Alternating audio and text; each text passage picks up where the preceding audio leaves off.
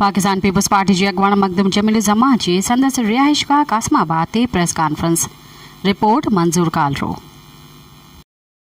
PP जी अगवान Makhdoom family जे अहम शख्सियत MNA Makhdoom Jameel जमा पारां अॼु लंडन टाउन लॻ रिहाइशगाह कासमाबाद में हंगामी प्रेस कॉन्फ्रेंस कई।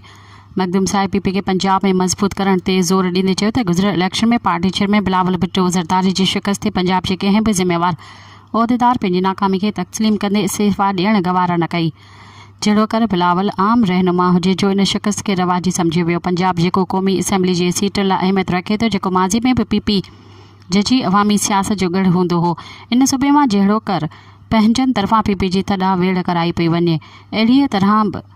अहिड़ी सूरत हाल में पीपी मरकज़ खे पंजाब में पार्टी जी मक़बूलियत वारी किरंदड़ गिराफ बाबति गौर फ़िक्र कंदे ख़ासि एजेंडा मुताबिक़ सेंट्रल कमेटी जो इजलास सॾायो वञे, जीअं पंजाब में पीपी जी क़यादत खे सरगर्म कंदे उते सघ खे वधाइण वास्ते लाइ अमल जोड़ण जी सख़्त ज़रूरत सम्झी वञे थी। हुन चयो त पीपल्स पार्टी अवामी पार्टी आहे जेका पंहिंजी क़यादत में अॻिते वधणु घुरिजे।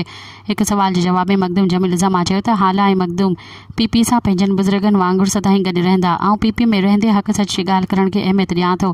हाल जी अवाम असां सां साथ में आहे, को बि ग्रुप न आहे। मखदूम साहिब जो ज़ोर पीपी खे पंजाब में ताक़तवर बनाइण तरफ़ रहियो, जिते पीपी ख़तमु थी ॾिसिजे। जेकॾहिं पंजाब मां पीपी खे इलेक्शन में ख़ातिर ख़्वाह सीटूं नथियूं मिलनि त पोइ असां पीपल्स पार्टी जो वज़ीर आज़म कीअं आणींदासीं। इन वारे वटे या डील करे वज़ीर आज़म थियण खे पसंदि नथो करे या अहिड़ो अमल जमहूरी न हूंदो। हुन पार्टी लाइ भुट्टनि पंहिंजे खून जा नज़राना ॾिना आहिनि जेको ज़ाया थियणु न घुरिजे। मखदूम साहिब सवाल जो जवाब ॾींदे चयो त वज़ीर आला पंजाब मरियम नवाज़ पारां धाड़ियलनि ख़िलाफ़ क़दम खणण ऐं अमन अमान लाइ दौरा करण जी साराह कजे थी। हाल मटियारे लाइ पुलिस अमलदारनि जी मुक़ररियूं करण लाइ वॾो वज़ीर जंहिंखे चाहे मुक़ररु करे सघे थो। सिंध में वधंदड़ करप्शन वारे सवाल ते पाण जवाब ॾिनो त अहिड़ी करप्शन सबबि पार्टी बदनाम थी रही आहे, जंहिंजो ख़ात्मो थियणु खपे।